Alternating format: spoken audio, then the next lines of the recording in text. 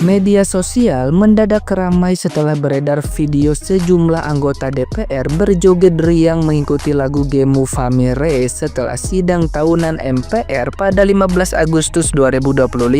Aksi tersebut sontak menuai pro dan kontra, terutama karena berlangsung di tengah isu penambahan gaji dewan yang dinilai publik kurang menunjukkan empati.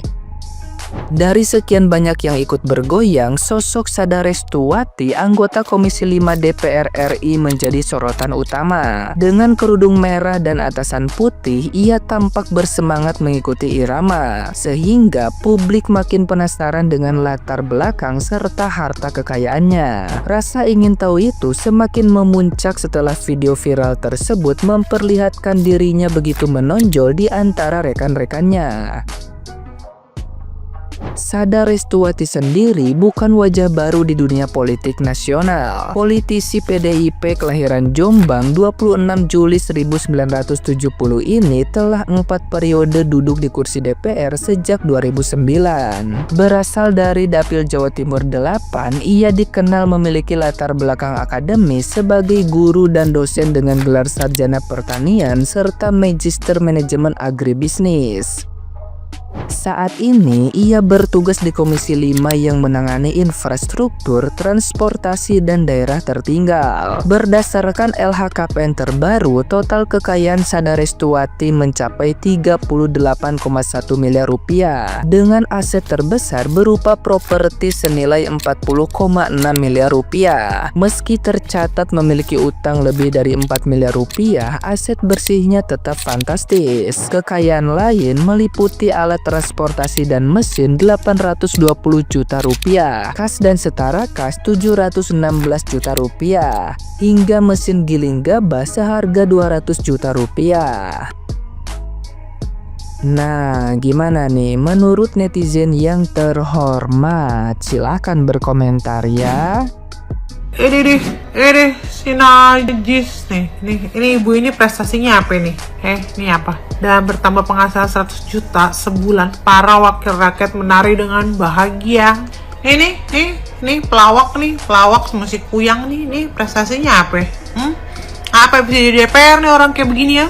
Ini lu dengerin ya, duit gue dipotong-potongin pajak, gue gak akan pernah ikhlas untuk kalian ini. Lo tau kan kalau orang udah gak ikhlas tuh akan jadi apa? Bencana buat satu keluarga lo semuanya ya. Lo lihat aja nanti, gue gak ikhlas. Guys, ini adalah tutorial joget gaji 3 juta per hari. Atau kalau di Taiwan biasanya 6.000 tuh per hari. Buset, gini ya. Putar ke kiri deh, putarlah ke kiri. Begitulah kira-kira jogetnya orang yang serakah, kerjanya nggak tahu apa, gajinya selangit. Meanwhile, rakyat jelatannya kerja dari pagi sampai malam pontang-panting, ngumpulin demi buat bayar pajak, digajinya 1 juta per bulan buat ngegaji orang-orang yang jogetnya kayak gitu tuh, yang lagi bahagia karena gajinya 3 juta per hari. DPR naikin gaji anggotanya 1 hari sampai 3 juta, sebulan lebih dari 100 juta. Bayangin tuh, di saat pengangguran tuh meningkat, susahnya dapat lapangan pekerjaan, belum lagi rakyat ditekan pajak, apalagi tuh gaji guru honorer tuh nggak jelas tuh sampai sekarang. Dia malah naikin gaji teman-temannya sendiri. Tidak ada peri ke binatangan kalian. Emang kalian biadab. Gaji anggota DPR resmi naik jadi 3 juta per hari. 3 juta per hari. Sedangkan rata-rata gaji rakyat Indonesia UMR-nya selama 1 bulan di 38 provinsi itu rata-ratanya 3 jutaan selama 1 bulan. Disuruh gaji anggota DPR 3 juta sehari. 3 juta sehari. Tai. Ada kembali viral nih DPR. Beginilah wakil rakyat. Saat rakyatnya sulit cari kerja, pajak dinaikin, malah joget-joget. Coba yang milih siapa? Coba Memang benar kata Gus Dur, kata Rocky Gerung. Lebih baik tuh DPR dibubarkan. Serius, tidak mewakili sama sekali masyarakat. Coba komen yang tahu gimana ekspresinya wakil presiden tuh. Coba komen. Sangat muak sepertinya nih komennya. Ya, gaji DPR tembus 3 juta per hari. Sedangkan negara kita lagi efisiensi anggaran. Semua mau dikenain pajak, pajak dinaikin, lapangan kerja sulit. Tapi kok bisa-bisanya gaji DPR naik? Ini gimana ceritanya, bos? Ya lu bayangin aja, 3 juta sehari itu pun belum sama tunjangan. Kalau sama tunjangan dihitung-hitung itu bisa sekitar 100 jutaan lebih. Mungkin 150 sekitar segitu. Oh my god.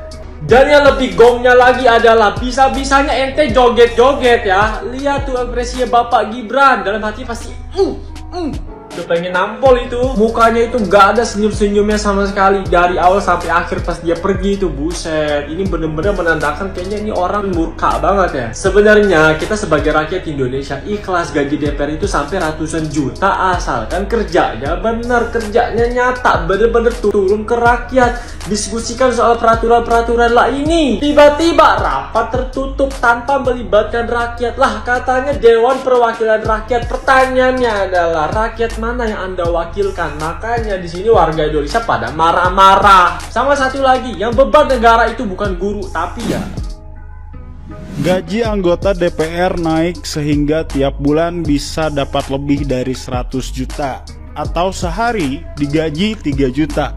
Kenapa bisa gini? Nih, ada penjelasannya di sini. Kita baca. Kan tidak dapat rumah. Dapat rumah itu tambah 50 juta. Jadi take home pay itu lebih dari 100 juta. So what gitu loh, kata Hasanuddin. Oke, sekarang kita lihat cara menjadi anggota DPR. Nih, syaratnya ya, berumur 21 tahun atau lebih ya, bertakwa kepada Tuhan Yang Maha Esa, bla bla bla bla bla bla bla bla bla bla, dapat bicara, bla bla bla. Oke, ini poin nomor 5 nih. Kita baca. Berpendidikan paling rendah tamat sekolah menengah atas, madrasah aliyah, sekolah menengah kejuruan, madrasah aliyah kejuruan, atau sekolah lain yang sederajat ya. Jadi buat lu yang pengen jadi anggota DPR itu nggak usah sarjana, nggak usah kuliah ya, nggak usah kuliah S1, S2, apalagi ada kuliah profesi atau sekolah nggak usah ya. Lu cukup tamatan SMA, SLTA pokoknya ya. Pakai C juga sebetulnya bisa bisa tuh gaji 100 juta, 3 juta sehari. Guru honorer nih harus kuliah dulu, harus IPK minimal sekian. Kalau nggak salah sekarang 2,75 minimal ya, minimal. Amannya di 3 ke atas lah kebanyakan yang diterima. Oke, untuk jadi guru honorer. Dan lo tahu guru honorer berapa gajinya? Viral video guru honorer tunjukkan gaji pertama Rp 150 per bulan. Warga nyesek nggak sih? Allahu Akbar. Nggak nyesek, nggak kaget gue.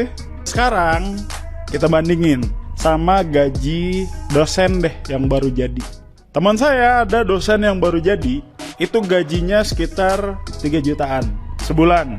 Dosen S2 ya. Jadi karyawan aja.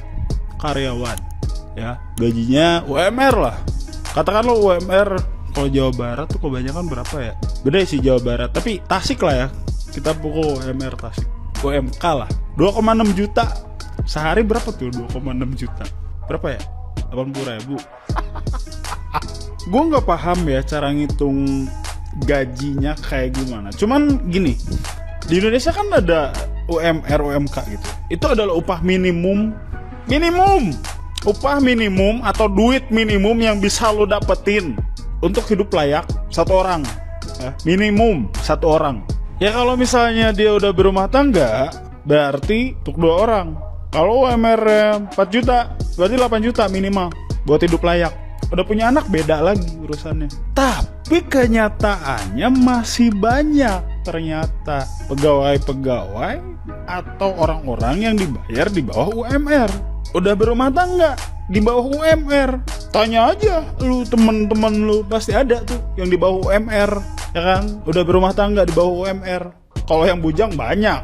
Nah, yang jadi pertanyaan gue sebetulnya, ini tuh yang bikin aturan tuh apa sih sebetulnya, yang bisa bikin gaji DPR jadi 100 juta tuh apa sih sebetulnya? Kebutuhan dia buat apa gitu 100 juta? Mampus nggak lu 100 juta sebulan? 3 juta sehari, gue 3 juta sehari makan Padang sama warungnya gue beli. Tapi nggak apa-apa, panjang umur buat semuanya ya. Kita harus senantiasa sehat. Walaupun kita dipajakin, walaupun tanah 2 tahun nganggur disita, rekening 3 bulan dibukukan. Ya apa ya, gue sampai bingung mau nyebutin satu-satu, kebanyakan soalnya. Hidup Jokowi.